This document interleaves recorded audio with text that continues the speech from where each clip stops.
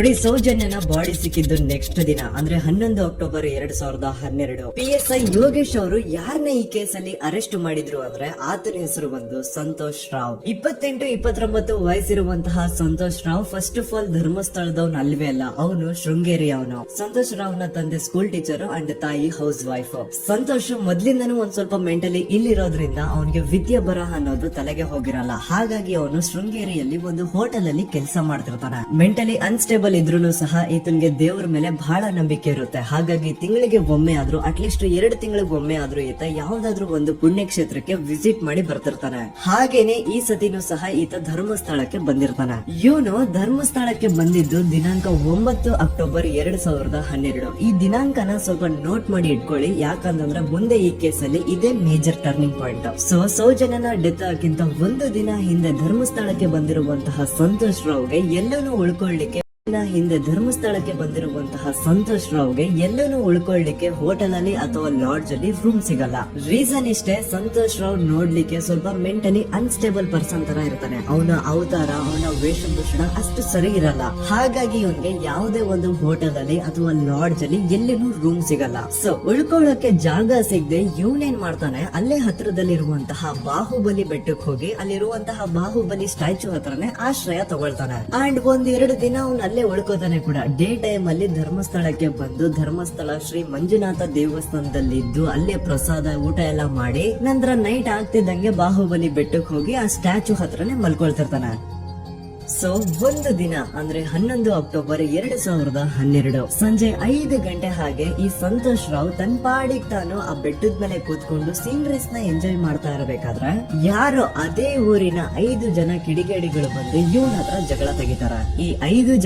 ಊರಿನ 5 ಜನ ಕಿಡಿಗೇಡಿಗಳು ಬಂದು ಇವನ ಹತ್ರ ಜಗಳ ತೆಗಿತಾರ. ಈ 5 ಜನ ಯಾರು ಅಂತ ನಂತರ ಹೇಳ್ತೇನೆ. ಸೊ ಈ 5 ಜನ ಕಿಡಿಗೇಡಿಗಳು ಸಂತೋಷ್ ರಾವ್ ಹತ್ರ ಜಗಳ ತೆಗೆದು ಅವನ ಅವಾಚ್ಯ ಶಬ್ದಗಳಿಂದ ಬೈದು ಅವನ್ನ ಹೊಡೆದು ಅಷ್ಟೇ ಸಾಲದೆ ಆ 5 ಜನ ಸಂತೋಷ್ ರಾವ್ ನ ಪೊಲೀಸ್ ಸ್ಟೇಷನ್ ಗೆ ಎಳ್ಕೊಂಡ್ ಬಂದು ಇವನು ನಾವು ಬಾಹುಬಲಿ ಬೆಟ್ಟಕ್ಕೆ ಅಂತ ಹೋಗಿದ್ರೆ ಅಲ್ಲಿ ನಮ್ಮ ಮೇಲೆ ಅಟ್ಯಾಕ್ ಮಾಡ್ದ, ಇವ್ನು ನೋಡ್ಲಿಕ್ಕೂ ಸಹ ಒಳ್ಳೆ ಸೈಕೋ ಕಿಲ್ಲರ್ ಇದ್ದಂಗಿದಾನೆ, ನಮ್ಗೆ ಯಾಕೋ ನಿನ್ನೆ ನಮ್ಮೂರಲ್ಲಿ ನಡೆದಿರುವಂತಹ ಘಟನೆ ಆ ಸೌಜನ್ಯನ ಮರ್ಡರ್ ಇವನೇ ಮಾಡಿದಾನೆ ಅಂತ ಡೌಟ್ ಬರ್ತಿದೆ ಅಂತ ಆ 5 ಜನ ಕಿಡಿಗೇಡಿಗಳು ಸಂತೋಷ್ ರಾವ್ ನ ಪೊಲೀಸ್ ಅವ್ರ ಹತ್ರ ಹಾಕೊಡ್ತಾರ.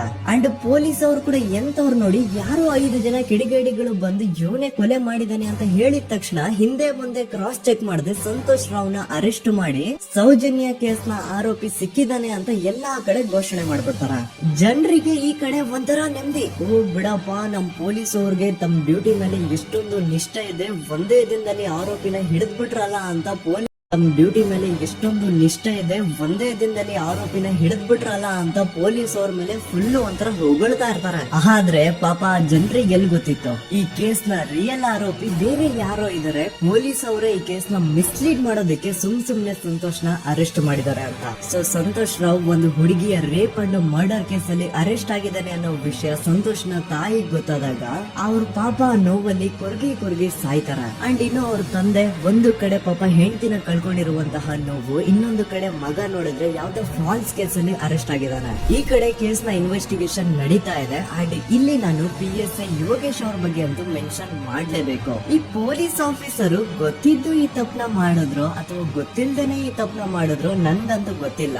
ಸೊ ಇವ್ರು ಏನ್ ಮಾಡ್ತಾರೆ ಅಂತಂದ್ರೆ ಸೌಜನ್ಯನ ಬಾಡಿನ ಪೋಸ್ಟ್ ಮಾರ್ಟಮ್ ಗೆ ಕಳಿಸಿದಾಗ ಡಾಕ್ಟರ್ಸ್ ಹಂಗೋ ಹಿಂಗೋ ಮಾಡಿ ಕೆಲವೊಂದು ಸ್ಪಾಮ್ ನ ಸ್ಯಾಂಪಲ್ಸ್ ಕಲೆಕ್ಟ್ ಮಾಡ್ತಾರ. ಅದನ್ನ ಅವರು PSI ಯೋಗೇಶ್ ಗೆ ಕೊಟ್ಟು ಕೆಲವೊಂದು ಸ್ಪಾಮ್ ನ ಸ್ಯಾಂಪಲ್ಸ್ ಕಲೆಕ್ಟ್ ಮಾಡ್ತಾರ. ಅದನ್ನ ಅವರು PSI ಯೋಗೇಶ್ ಗೆ ಕೊಟ್ಟು ಇದನ್ನ ವಿತಿನ್ 72 ಅವರ್ಸ್ ಒಳಗಡೆ ಇನ್ನೊಂದು ಲ್ಯಾಬ್ ಗೆ ಸಬ್ಮಿಟ್ ಮಾಡಿ ಅಂತ ತುಂಬಾ ಕ್ಲಿಯರ್ ಆಗಿ ಹೇಳ್ತಾರ. ಆದ್ರೆ PSI ಯೋಗೇಶ್ ಆ ಸ್ಪಾಮ್ ಸ್ಯಾಂಪಲ್ಸ್ ನ ವಿತಿನ್ 72 ಅವರ್ಸ್ ಒಳಗಡೆ ಲ್ಯಾಬ್ ಕಳ್ಸೋದಿರ್ಲಿ, ಅದನ್ನ 12 ದಿನ ಆದ್ಮೇಲೆ ಲ್ಯಾಬ್ ಕಳಿಸ್ತಾರ. ಅಷ್ಟೊತ್ತಿಗೆ ಆಲ್ರೆಡಿ ಆ ಸ್ಪಾಮ್ ಸ್ಯಾಂಪಲ್ಸ್ ಗೆಲ್ಲ ಫಂಗಸ್ ಹಿಡಿದು ಅದು ಅನ್ಫಿಟ್ ಫಾರ್ ಟೆಸ್ಟಿಂಗ್ ಅಂತ ಬರುತ್ತೆ. ಈಗ ನೀವೇ ಹೇಳಿ, ಎಂತ ಡಂಬೆಸ್ಟ್ ಪರ್ಸನ್ ಪೊಲೀಸ್ ಆಫೀಸರ್ ಆಗಿದ್ರು ಅವನ ಹತ್ರ ಒಂದು ಮರ್ಡರ್ ಕೇಸ್ ಬಂದಾಗ ಅವನ ಹತ್ರ ಇರೋ ಮೇನ್ ಸಾಕ್ಷಿನೇ, ಮೇನ್ ಎವಿಡೆನ್ಸ್ ಆ ಹುಡುಗಿಯ ಇಂದ ಕಲೆಕ್ಟ್ ಆಗುವಂತಹ ಸ್ಪರ್ಮ್ ಸ್ಯಾಂಪಲ್ಸ್. ಸೊ ಅದನ್ನ ಮೊದಲು ಲ್ಯಾಬ್ ಕಳಿಸಿ ಅದನ್ನ ಐಡೆಂಟಿಫೈ ಮಾಡೋದು ಪೊಲೀಸ್ ಅವರ ಫಸ್ಟ್ ಡ್ಯೂಟಿ. ಆದ್ರೆ ಇಲ್ಲಿ PSI ಯೋಗೇಶ್ ಅವರು ಇದನ್ನೇ ಮರ್ತು ಹೋದ್ರು ಅಂತ ನೋಡಿ. ಯಾವುದೇ ಒಂದು ಕೇಸ್ ಅಲ್ಲಿ ಪೊಲೀಸ್ ಅವರು ಆದಷ್ಟು ಎವಿಡೆನ್ಸ್ ನ ಕಲೆಕ್ಟ್ ಮಾಡೋದಕ್ಕೆ ಟ್ರೈ ಮಾಡ್ತಾರೆ. ಆದ್ರೆ ಈ ಒಂದು ಕೇಸ್ ಅಲ್ಲಿ ಮಾತ್ರ ಪೊಲೀಸ್ ಅವರು ಎವಿಡೆನ್ಸ್ ನ ಕಲೆಕ್ಟ್ ಮಾಡೋ ಬದಲಾಗಿ ಎವಿಡೆನ್ಸ್ ನ ಡಿಸ್ಟ್ರಾಯ್ ಮಾಡೋ ಮಾತ್ರ ಪೊಲೀಸ್ ಅವರು ಎವಿಡೆನ್ಸ್ ನ ಕಲೆಕ್ಟ್ ಮಾಡೋ ಬದಲಾಗಿ ಎವಿಡೆನ್ಸ್ ನ ಡಿಸ್ಟ್ರಾಯ್ ಮಾಡೋದ್ರಲ್ಲಿ ಮುಂದೆ ಇದ್ರು. ಅಷ್ಟೇ ಅಲ್ಲದೆ ಈ ಪೊಲೀಸ್ ಆಫೀಸರ್ ಸೇರ್ಕೊಂಡು ಸಂತೋಷ್ ರಾವ್ಗೆ ಸೆಲ್ ಅಲ್ಲಿ ಎಂತ ಟಾರ್ಚರ್ ಎಂತ ಹಿಂಸೆ ಕೊಡ್ತಾರೆ ಅಂದ್ರೆ ನೆನ್ಸ್ಕೊಂಡ್ರೇನೆ ಮೈ ಜುಮ್ ಅನ್ನೋತರ. ಹೊಡಿಯೋದು, ಕೆಟ್ಟದಾಗ ಬೈಯೋದು ಇದೆಲ್ಲ common. Most brutal part is Santosh Rao ನ ಪ್ಯಾಂಟ್ ಬಿಚ್ಚಿ ಅವನ ಪ್ರೈವೇಟ್ ಪಾರ್ಟ್ ಮೇಲೆ ಬಿಸಿ ಬಿಸಿ ಕುದೀತಾ ಇರುವಂತಹ ನೀರ್ ಚಲ್ತಾರ. ಈ ಕ್ರೈಮ್ ನೀನೇ ಮಾಡಿದ್ಯಾ ಅಂತ ಒಪ್ಕೋ, ಇಲ್ಲ ಅಂತಂದ್ರೆ ನಿನ್ನ ಸೆಲ್ ಒಳಗಡೆನೆ ಸಾಯಿಸ್ಬಿಡ್ತೀವಿ, ನಿನ್ನ ತಂದೆ ತಾಯಿ ಎಲ್ರು ಸಾಯಿಸ್ಬಿಡ್ತೀವಿ ಅಂತ ಬ್ಲಾಕ್ ಮೇಲ್ ಮಾಡ್ತಾರ. ನೋಡಿ, ಸಂತೋಷ್ ರಾವ್ ಜಾಗದಲ್ಲಿ ನನ್ನಂತ ನಿಮ್ಮಂತ ನಾರ್ಮಲ್ ಪರ್ಸನ್ ಯಾರಾದ್ರೂ ಇದ್ದಿದ್ರೆ ಪೊಲೀಸ್ ಅವರು ಕೊಡ್ತಿರುವಂತಹ ಹಿಂಸೆನ ತಡ್ಕೊಳಕ್ಕಾಗದೆ ಆ ಕ್ರೈಮ್ ಮಾಡಿಲ್ಲ ಅಂದ್ರೂ ಮಾಡಿದೀನಿ ಅಂತ ಒಪ್ಕೊಬಿಡ್ತಾ ಇದ್ವಿ. ಆದ್ರೆ ಸಂತೋಷ್ ರಾವ್ ಮೆಂಟಲಿ ಇಲ್ಲಿರೋದೇ ಅವ್ನಿಗೆ ಅಡ್ವಾಂಟೇಜ್ ಆಗೋಯ್ತು. ಪೊಲೀಸ್ ಗಳು ಸಂತೋಷ್ ರಾವ್ಗೆ ಎಷ್ಟೇ ಹೊಡೆದ್ರು, ಎಷ್ಟೇ ಬೈದ್ರು, ಎಷ್ಟೇ ಬ್ಲಾಕ್ ಮೇಲ್ ಮಾಡಿದ್ರು ಸಂತೋಷ್ ರಾವ್ ಬಾಯಲ್ಲಿ ನಾನ್ ಈ ಕ್ರೈಮ್ ನ ಮಾಡಿಲ್ಲ ಅಂತಾನೆ ಬರುತ್ತೆ. ಸಂತೋಷ್ ರಾವ್ ಬಾಯಲ್ಲಿ ನಾನ್ ಈ ಕ್ರೈಮ್ ನ ಮಾಡಿಲ್ಲ ಅಂತಾನೆ ಬರುತ್ತೆ ಹೊರತು ಆ ಕ್ರೈಮ್ ನ ಅವನು ಒಪ್ಕೊಳ್ಳೋದೇ ಇಲ್ಲ. ದೆನ್ ಕೋರ್ಟ್ ಟ್ರಯಲ್ಸ್ ಸ್ಟಾರ್ಟ್ ಆಗುತ್ತೆ. ಈ ಕ್ರೈಮ್ ನ ಸಂತೋಷೇ ಮಾಡಿದಾನೆ ಅಂತ ಸೌಜನ್ಯ ಕಡೆಯ ಲಾಯರ್ ವಾದ ಮಾಡ್ತಾನೆ. ಅದಕ್ಕೆ ಆಪೋಸಿಟ್ ಆಗಿ ಸಂತೋಷ್ ರಾವ್ ಕಡೆಯಿಂದ ಒಬ್ರು ಲಾಯರ್ ಇಲ್ಲ, ಸಂತೋಷ್ ರಾವ್ ಈ ಕ್ರೈಮ್ ನ ಮಾಡ್ಲಿಕ್ಕೆ ಸಾಧ್ಯನೇ ಇಲ್ಲ ಅಂತ ವಾದ ಮಾಡ್ತಿರ್ತಾರೆ. ಅಂಡ್ ಕೋರ್ಟ್ ಇಂದ ಆಚೆಗಡೆ ಸಂತೋಷ್ ರಾವ್ ನ ಅಗೇನ್ಸ್ಟ್ ಸ್ಟೂಡೆಂಟ್ಸ್ ಪ್ರೊಟೆಸ್ಟ್ ನಡೆಯುತ್ತೆ, ಪಬ್ಲಿಕ್ ಪ್ರೊಟೆಸ್ಟ್ ನಡೆಯುತ್ತೆ. ಅರೆಸ್ಟ್ ಆಗಿರುವಂತಹ ಸಂತೋಷ್ ರಾವ್ಗೆ ಗಲ್ಲಿಗೇರಿಸ್ರಿ ಅಂತ ಅವ್ರು ಡಿಮ್ಯಾಂಡ್ ಮಾಡ್ತಿರ್ತಾರೆ. ಸೊ ಹೀಗೆ ಒಂದು 2-3 ವರ್ಷ ಕಳೆದು ಹೋಗುತ್ತಾ. ನಂತರ ಒಂದು ಕೋರ್ಟ್ ಟ್ರಯಲ್ ಅಲ್ಲಿ ಸಂತೋಷ್ ರಾವ್ ಪರವಾಗಿ ಹೋರಾಡ್ತಿದ್ದಂತಹ ಲಾಯರ್ ಯಾಕೆ ಈ ಕೇಸ್ ಅಲ್ಲಿ ಸಂತೋಷ್ ಆರೋಪಿ ಅಲ್ಲ ಅಂತ ಪ್ರೂವ್ ಮಾಡ್ಲಿಕ್ಕೆ ಕೆಲವೊಂದು ಪಾಯಿಂಟ್ಸ್ ನ ಮುಂದೆ ಇಡ್ತಾರೆ. ಅದೇನಂತಂದ್ರೆ ಮೊದಲನೇದಾಗಿ ಸಂತೋಷ್ ರಾವ್ ಈ ಕ್ರೈಮ್ ನ ಮಾಡಿದಾನೆ ಅಂತ ಒಬ್ರು ಒಂದನ ಐ ವಿಟ್ನೆಸ್ ಇರಲ್ಲ. ಇನ್ನೊಂದೇನು ಅಂತಂದ್ರೆ ಯಾವೊಂದು ಕಂಡೀಷನ್ ಅಲ್ಲಿ, ಯಾವೊಂದು ಬ್ರೂಟಲ್ ಕಂಡೀಷನ್ ಅಲ್ಲಿ ಸೌಜನ್ಯನ ಬಾಡಿ ಸಿಕ್ಕಿತ್ತೋ ಅದನ್ನ ಗಮನದಲ್ಲಿಟ್ಕೊಂಡು ಸ್ವಲ್ಪ ಪ್ರಾಕ್ಟಿಕಲ್ ಆಗಿ ಥಿಂಕ್ ಮಾಡಿದ್ರೆ ಆ ಒಂದು ಅದನ್ನ ಗಮನದಲ್ಲಿಟ್ಕೊಂಡು ಸ್ವಲ್ಪ ಪ್ರಾಕ್ಟಿಕಲ್ ಆಗಿ ಥಿಂಕ್ ಮಾಡಿದ್ರೆ ಆ ಒಂದು ಭೀಕರ ಕ್ರೈಮ್ ನ ಒಬ್ನೇ ಮಾಡ್ಲಿಕ್ಕೆ ಸಾಧ್ಯನೇ ಇಲ್ಲ. ಇನ್ನೊಂದು ಪಾಯಿಂಟ್ ಏನು ಅಂತಂದ್ರೆ ಸೌಜನ್ಯನ ಇಂದ ಪೊಲೀಸ್ ಅವ್ರಿಗೆ ಯಾವುದೇ ಸ್ಪರ್ಮ್ ಸ್ಯಾಂಪಲ್ ಸಿಗ್ಬಾರ್ದು ಅಂತ 6 ಇಂಚು ಅಷ್ಟು ಮಣ್ಣು ಹಾಕಿರ್ತಾರ.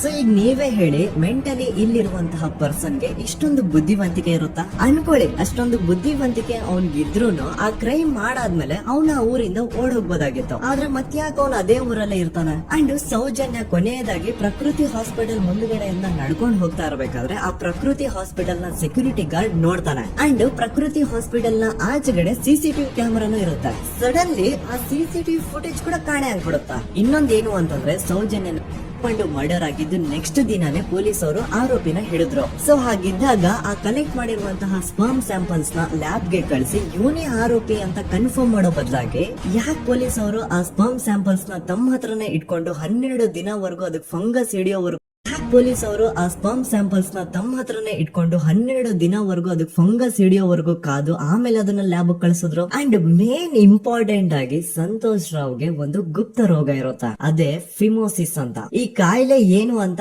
ನಾನು ಈ ವಿಡಿಯೋದಲ್ಲಿ ಡೀಟೇಲ್ಡ್ ಆಗಿ ಎಕ್ಸ್ಪ್ಲೈನ್ ಮಾಡ್ಲಿಕ್ಕೆ ಆಗಲ್ಲ. ಜಸ್ಟ್ ತಿಳ್ಕೊಳ್ಳಿ, ಈ ಒಂದು ಕಾಯಿಲೆ ಇರೋರು ಇಂಟಿಮಸಿ ಮಾಡ್ಲಿಕ್ಕೆ ಆಗಲ್ಲ. ಇನ್ ಕೇಸ್ ಮಾಡಿದ್ರು ಅವರು ಸುಖ ಅಲ್ಲ ನರಕ ಕಾಣ್ತಾರ. ಸೊ ಇಷ್ಟೆಲ್ಲ ವ್ಯಾಲಿಡ್ ಪಾಯಿಂಟ್ಸ್, ಇಷ್ಟೆಲ್ಲ ಫ್ಯಾಕ್ಟ್ಸ್ ಕಣ್ ಮುಂದೆ ಇರ್ಬೇಕಾದ್ರೆ ಸ್ಟಿಲ್ ಪೊಲೀಸ್ ಅವರು ಯಾಕೆ ಈ ಕ್ರೈಮ್ ನ ಸಂತೋಷ್ ರಾವೇ ಮಾಡಿದಾನೆ ಅಂತ ಇವನ್ ಹಿಂದೆ ಬಿದ್ದಿದ್ದಾರೆ.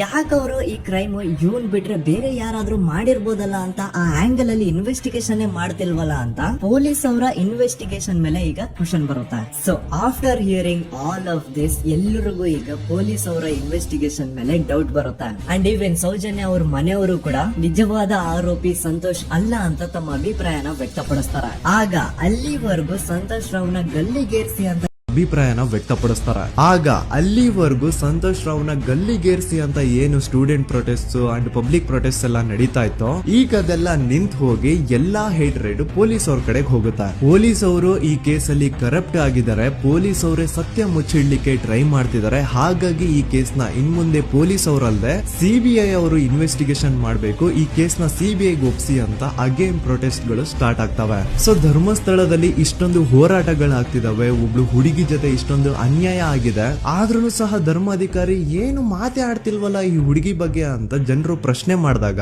ಆಗ ಧರ್ಮಾಧಿಕಾರಿನೂ ಜನರು ಮುಂದೆ ಬಂದ್ಬಿಟ್ಟು ಈ ಕೇಸ್ ನ ಸಿಬಿಐ ಒಪ್ಸಿ ಅಂತ ಹೋರಾಟ ಮಾಡ್ತಾರ. ನಂತರ ಈ ಒಂದು ಕೇಸು ಪೊಲೀಸ್ ಅವರಿಂದ ಸಿಬಿಐ ಕೈಗೆ ಹೋಗುತ್ತೆ. ಸಿಬಿಐ ಕೈಗೆ ಹೋಗಿದ ತಕ್ಷಣ ಇಲ್ಲೇನು ಸತ್ಯ ಹೊರಗ್ ಬಂದಿಲ್ಲ. ಆ ಸಿಬಿಐ ಅವರು 3-4 ವರ್ಷ ಟೈಮ್ ತಗೊಂಡು ಮತ್ತೆ ಈ ಒಂದು ಕೇಸ್ ನ ಇನ್ವೆಸ್ಟಿಗೇಷನ್ ಮಾಡ್ತಾರ.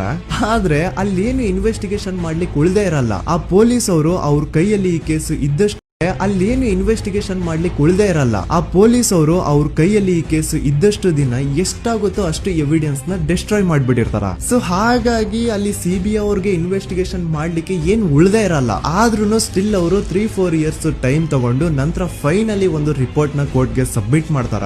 ಅಂಡ್ ಸಿಬಿಐ ಅವರು ಕೋರ್ಟ್ ಗೆ ಸಬ್ಮಿಟ್ ಮಾಡಿರುವಂತಹ ಆ ಒಂದು ರಿಪೋರ್ಟ್ ಅಲ್ಲಿ ಏನಿತ್ತು ಅಂದ್ರೆ ಸಿಬಿಐ ಇನ್ವೆಸ್ಟಿಗೇಷನ್ ಕನ್ಫರ್ಮ್ಸ್ ದಟ್ ಈ ಒಂದು ಕ್ರೈಮ್ ನ ಸಂತೋಷ್ ರಾವ್ ಮಾಡಿದಾನೆ ಅಂತ. ಆದ್ರೆ ಐರಾನಿ ಈಸ್ ಇದೇ ಒಂದು ರಿಪೋರ್ಟ್ ಅಲ್ಲಿ ಇವ್ರು ಏನ್ ಹೇಳ್ತಾರೆ ಅಂದ್ರೆ ಅವ್ರಿಗೆ ಯಾವುದೇ ತರ ಎವಿಡೆನ್ಸ್ ಸಿಕ್ಕಿಲ್ಲ ಅಂತ. ಯಾಕಂದ್ರೆ ಈ ಸೌಜನ್ಯ ಕೇಸು ಪೊಲೀಸ್ ಅವ್ರ ಕೈಯಲ್ಲಿ ಇದ್ದಾಗ ಪೊಲೀಸ್ ಅವರು ತಮ್ಮ ನಿರ್ಲಕ್ಷ್ಯದಿಂದ ಎಲ್ಲಾ ಎವಿಡೆನ್ಸ್ ನ ಕಳ್ಕೊಂಡ್ಬಿಟ್ಟಿರ್ತಾರ. ಅಂತದ್ರಲ್ಲಿ ಯಾವ ಒಂದು ಆಧಾರದ ಮೇಲೆ ಇವರು ಸಂತೋಷ್ ರಾವ್ ಈ ಕ್ರೈಮ್ ನ ಮಾಡಿದ್ದಾರೆ ಅಂತ ಕ್ವಶನ್ ಮಾಡಿದಾಗ ಸಿಬಿಐ ಅವ್ರ ಕಡೆಯಿಂದ ನೋ ಆನ್ಸರ್. ನೋಡಿ, ಮೊದ್ಲು ಈ ಒಂದು ಕೇಸ್ ನ ಪೊಲೀಸ್ ಅವರು ಇನ್ವೆಸ್ಟಿಗೇಷನ್ ಮಾಡಿ ನಂತರ ಈ ಒಂದು ಕೇಸು ಸಿಬಿಐ ಅವ್ರ ಕೈಗೆ ಹೋಗಿ ಅವರು 3-4 ವರ್ಷ ಟೈಮ್ ತಗೊಂಡು ಇನ್ವೆಸ್ಟಿಗೇಷನ್ ಮಾಡಿ ದೆನ್ ಫೈನಲ್ ರಿಪೋರ್ಟ್ ನ ಕೋರ್ಟ್ ಗೆ